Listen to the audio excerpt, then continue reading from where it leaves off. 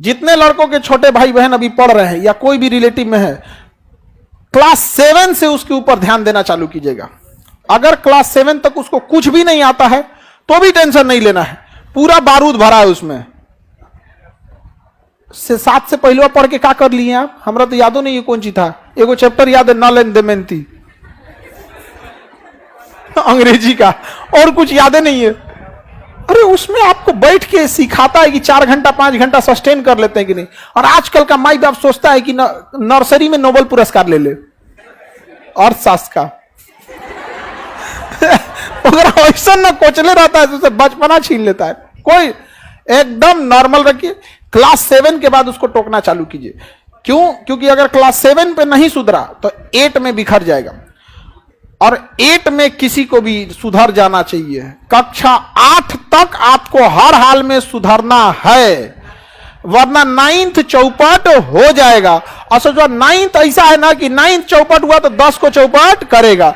यानी ओवरऑल आपके लिए कहां से तैयारी करना है कि लड़का अगर क्लास 7 में भी है तो 50% भी मेहनत कर रहा है तो ठीक है, लेकिन जब क्लास 8 में गया तो अपना 70% फोकस करे। 70% समय पढ़ने में ना लगाए, मतलब जो टीचर बता रहे हैं उसको 70% कम से कम बुझा जाना चाहिए। समस्या ये नहीं है, लोग आरोप लगाते हैं कि मेरा बचवा नहीं पढ़ रहा है। हकीकत में उस बचवा से पूछिए कि मास्टर जो पढ़ा रहे हैं ना उसके दिमाग में नहीं घुस रहा है, वरना डाउनलोडिंग पावर तो उसका गूगल से तगड़ा है। अरे एक बार इंस्टॉल करके तो देखो, कभी डिलीटे नहीं मारेगा वो। यहाँ पे अब गलती हो जाता है, पगला रहा है वहां पर। हमसे, हम क्लास 7 की बात बता रहे हैं, हमसे एक मैडम थी तो स्कूल में तो मैडम ही लोग ज्यादा पढ़ते। ए उठो, स्टैंड अप, बताओ व्हाट इज इंडिया, भारत क्या है? हम इंडिया इज ए कंट्री बोलना चाहिए, हम डरा गए। India is a good citizen Bharat एक अच्छा नागरिक है। बताओ ये कभी हो सकता है? हमें ये पता ही नहीं था कि सिटीजन मतलब क्या होता है। बस एक ही चीज का पता था कि इंडिया माने हमारा कंट्री, गुड माने बहुत अच्छा, इंडिया इज गुड सिटीजन। बस लाल डस्टर जो होता है ना मिटाने वाला, ओका लकड़ी पीछा लगा होता, हाथवा उल्टा करके पढ़ता है तुम लोग, पढ़ता है तुम लोग यहाँ पे, हाँ? अब वही हम लोग बोलते पढ़ाती हैं आप लोग तो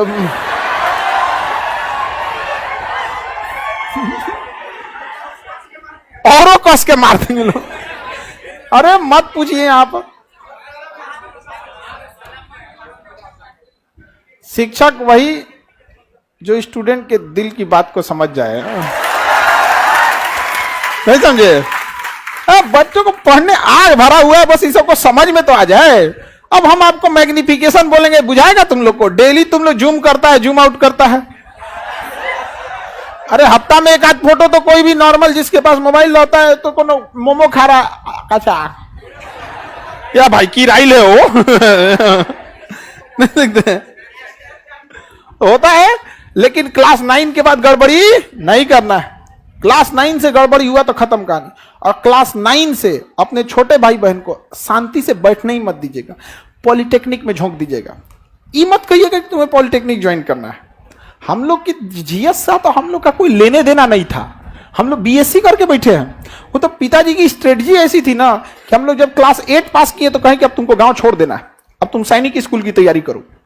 तो क्लास 8 में हम माइंडसेट थे कि क्लास 9 में हमको कहां जाना है, सैनिक स्कूल में। अब नॉर्मल लड़का से अच्छा पढ़िएगा तब ना जाइएगा। अब आदमी कंपटीशन करने लगा, यहाँ पे 9th भी पढ़ना है, सैनिक स्कूल भी तैयारी करना है। भले उधर नहीं हुआ लेकिन कुछ तो सीख गए। उसके बाद कहें कि कोई बात नहीं, 9th में नहीं हुआ कोई बात नहीं, इससे अच्छा तुमको बताते हैं। पापा हमको ना बहुत अच्छा से संभलाते थे। हम फेल होते थे ना तो हमको एक बात का खुशी होता था कि दुनिया डांटेगी लेकिन पापा टेंशन नहीं लेगा। पापा कहते तो तुम फेल होके आएगा तो पार्टी देंगे इसलिए नहीं कि हम फेल हो जाए, बट इसलिए कि डरते थे कि कहीं मरा वरा मत जाए। इस सब में हर माँ बाप के लिए आपसे कीमती दुनिया का कुछ नहीं हो सकता है। तो वो कहें कि कोई बात नहीं, सैनिक स्कूल से बढ़िया पॉलिटेक्निक है, तुम पॉलिटेक्निक कर लो। तो मैट्रिक में जब पढ़ते थे, मैट्रिक और साथ साथ पॉलिटेक्निक की भी तैयारी का, पॉलिटेक्निक निकालना है। वो 10,000 रैंक आया,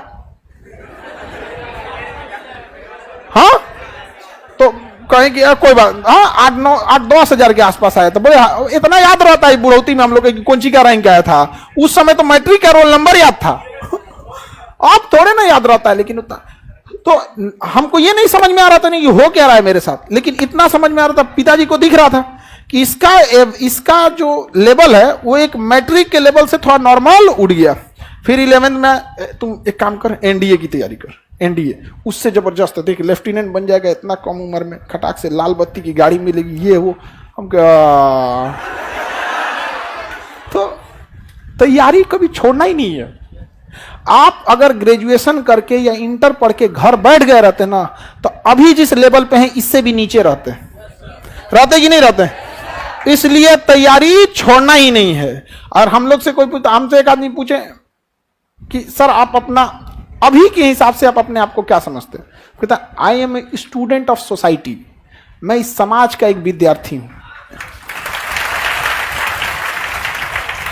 आप लोग के लिए हम शिक्षक हैं, but what I am a student of this society.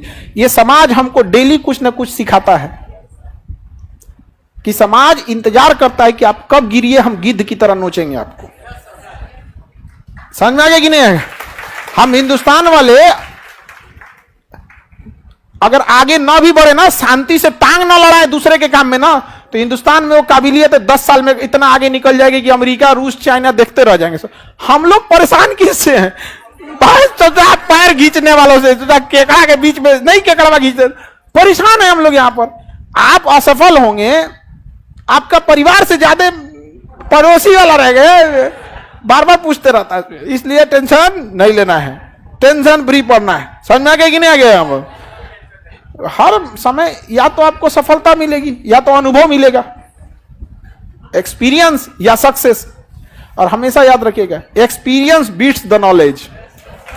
Experience हमेशा ना नॉलेज को पीछे कर दे। आईआईटी के इंजीनियर को बुला के लाइए, मिस्त्री को बुला के लाइए, खुलवाइए पंखवा, दाएं दाएं मार देगा, यहाँ टेस्टर लगाएगा, यहाँ पत्ती टेढ़ हो गया है, हवा नहीं दे रहा है जी, अपन साइन थीटा कॉस थीटा करते रह जाएंगे। तो आपके पास क्या मिलेगा, एक्सपीरियंस।